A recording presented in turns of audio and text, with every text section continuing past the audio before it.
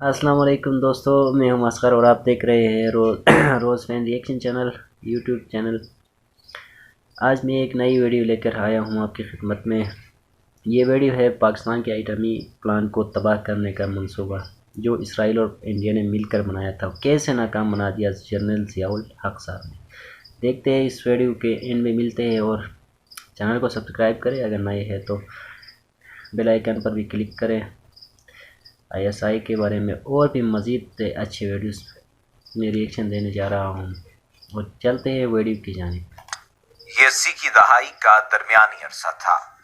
Indian Gujarat کے جمان گڑھ year field پر اسرائیلی جہازوں کا ایک سکواڈرن پاکستان کے کہوٹہ ایٹمی پلانٹ پر حملہ کرنے کے لیے بالکل تیار تھا۔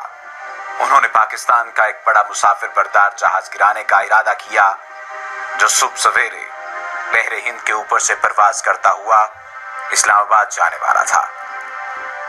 ان کا پلان تھا کہ وہ ایک کامبیٹ یا ٹائٹ گروپ کی شکل میں پرواز کرتے ہوئے پاکستان میں داخل ہوں گے تاکہ پاکستانی ریڈارز کو دھوکہ دیا جا سکے اور ریڈار آپریٹرز یہ سمجھیں کہ شاید یہ کوئی بہت بڑا مسافر بردار جہاز ہے۔ پھر وہ کوہوٹا پر بمباری کرتے ہوئے اس کو تباہ کر دیں گے اور وہاں سے سیدھے جموں کشمیر جا کر ری فیولنگ کریں گے اور نکل جائیں گے۔ کہا جاتا ہے کہ اس حملے کی اطلاع جنرل ضیاء الحق کو پاکستان کی کسی روحانی شخصیت نے دی تھی۔ میں نے تبلیغی حلقوں میں یہ بات سنی ہے کہ اسی اشرے میں ایک بار تبلیغ کے امیر حاجی عبدالوہاب صاحب نے جنرل ضیاء کو خبردار کیا تھا کہ پاکستان کے خلاف فتنہ پیدا کیا جا رہا ہے، کچھ کر لو۔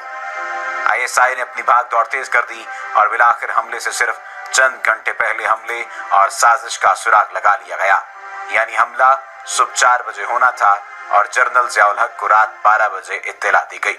جنرل ضیاء نے ساری صورتحال کا تیزی سے جائزہ لیا اور فوری فیصلہ کیا کہ حملے کو روکا نہیں جائے گا بلکہ ناکام بنایا جائے 4 بجے، صرف 4 گھنٹے پہلے اطلاع ملی تھی گا تاکہ پاکستان کو جوابی حملے کا جواز مل سکے، اور فوراً ہی ایک بھرپور جوابی حملے کا پلان بنا لیا گیا۔ پاکستان ایئر فورس کے 3 دستے تشکیل دیے گئے۔ پہلے کے ذمے یہ کام تھا کہ وہ اسرائیلی جہازوں کے حملے کو ناکام بنائے اور ان کو مار گرائے۔ اس معاملے میں اسرائیل کے خلاف پاکستان کا ریکارڈ 100% ہے۔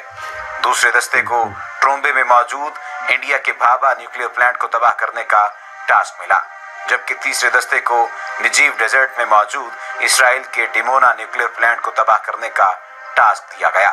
لیکن اسرائیل پر حملے میں مسئلہ یہ تھا کہ پاکستانی جہاز وہاں ری فیولنگ نہ کر پاتے اور ان کا گرنا لازمی تھا، یعنی واپسی نہیں تھی، اور یہ ایک فدائی مشن تھا۔ اس کے لیے 4 جوانوں کی ضرورت تھی۔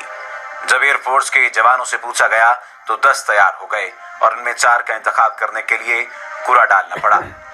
ہر جوان یہ اعزاز حاصل کرنے کے لیے بے چین تھا۔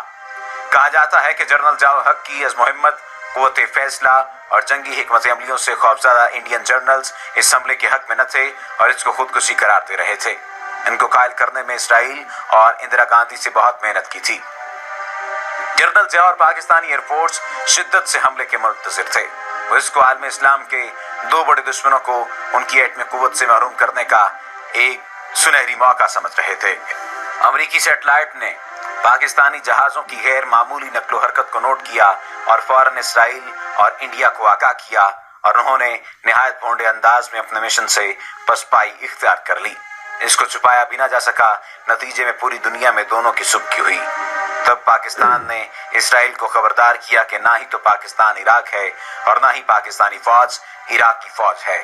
آئندہ ایسی کسی بھی مہم جوئی کو اسرائیل کے لیے ایک بھیانک خواب بنا دیا جائے گا۔ پاکستان ایٹمی طاقت کیسے بنا، یہ بہت اہم سوال اٹھایا جاتا ہے اور پاکستانی ایٹمی پروگرام کی کہانی کے بارے میں جانا جاتا ہے۔ آج کی اس ویڈیو میں پاکستانی ایٹمی پروگرام کی کہانی کے بارے میں بھی آپ کو آگاہ کیا جائے گا، لیکن اگر آپ نے ابھی تک ہمارے چینل کو سبسکرائب نہیں کیا تو سبسکرپشن کا بٹن دبا کر سبسکرائب کر لیجئے تاکہ آئندہ آنے والی تمام ویڈیوز آپ کو ملتی رہیں۔ تو جی ناظرین، نیکسٹ ویڈیو کے لیے میرے چینل کو بھی سبسکرائب کریں۔ میں اس کی ویڈیو لے کے آپ کی خدمت میں حاضر ہوں۔